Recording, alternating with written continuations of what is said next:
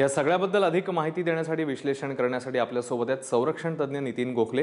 Gokhale sir, 24 तास उलटून गेलेले आहेत आणि अजून देखील शोध मोहीम बचाव कार्य जे ते सुरू आहे. अशा प्रकारच्या घटनांमध्ये नेमकं कशा प्रकारे पुढे पावलं टाकली जातात, तुम्ही कसं बघताय याकडे? अशा प्रकारच्या घटनांमध्ये असं असतं की इतक्या मोठ्या समुद्रावरती जेव्हा एखादा अपघात होतो, विमान कोसळतं, तेव्हा त्या ती मोहीम जी असते, ही शोध मोहीम ही चारी बाजूंनी सुरू केलेली असते. जसं यावेळेस नेव्हीच्या शिप्स तिथे पाठवल्या गेल्या आहेत, जेवढ्या आहेत. एक सबमरीन पण गेलेली, तुम्हाला माहिती आहे. तर नेव्हीचे 2 विमानं, P-8I ज्याला सर्व्हेलन्स विमान म्हणतात, ज्यांच्याजवळ इन्फ्रारेड कॅमेरा असतात, कॅमेरा असतात, त्यांना पाठवलं गेलं आहे. इकडे एअरफोर्सचं C-130J म्हणून जे एक एअरक्राफ्ट आहे, त्याला पाठवलं गेलं आहे. आणि सगळे शोध पूर्ण चालू आहे. याच्यामध्ये असं असतं की बऱ्याच वेळेला विमान जेव्हा कोसळतं आणि जेव्हा अपघात होतो, त्याच्यानंतर तिथून कित्येक मैल दूर त्याचे अवशेष किंवा त्याचे जे काही भाग असतात ते दूर चालले जातात. त्यामुळे आता असं सांगितलं जात आहे संरक्षण मंत्रालयामधनं की शोध मोहिमेचा परीघ जो आहे तो आता वाढवला गेला आहे. आणि बे ऑफ बेंगॉल मधनं सुद्धा, त्याच्यानंतर इकडे इंडियन ओशन मध्ये खाली दक्षिणेकडे, तिथे सुद्धा आता शोध घेण्याचा प्रयत्न सुरू आहे. तुम्हाला हेही माहिती आहे की पूर्ण जोर लावला गेलेला आहे. संरक्षण मंत्री मनोहर पर्रिकर स्वतः अर्नाकोनम बेस जे आहे नेव्हीचं, तिथून हे कोऑर्डिनेशन होत आहे शोध मोहिमेचं, तिथे पोहोचण्यात आहेत. आणि ते स्वतः तिथे ते बसून ते मॉनिटर करणार आहेत आणि ते बघणार आहेत. त्यामुळे प्रयत्नांच्या बाबतीत कुठेही कमतरता नाही आहे.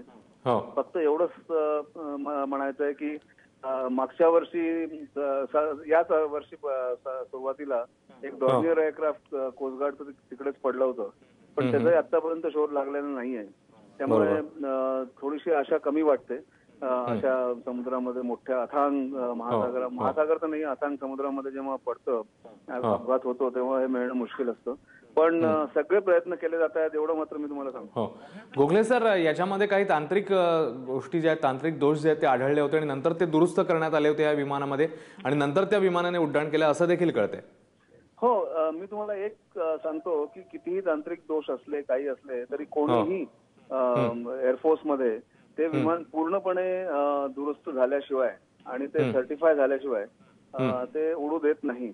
आणि त्यामुळे हे म्हणणं की तांत्रिक काही बिघाडामुळे ऍक्सिडेंट झाला असेल किंवा तांत्रिक बिघाडाकडे लक्ष न दिल्यामुळे हा ऍक्सिडेंट झाला, हे म्हणणं जरा चुकीचं ठरेल. मला एवढं म्हणणं आहे की सगळं सुधारणा केल्यानंतर सुद्धा ऍक्सिडेंट होऊ शकतो.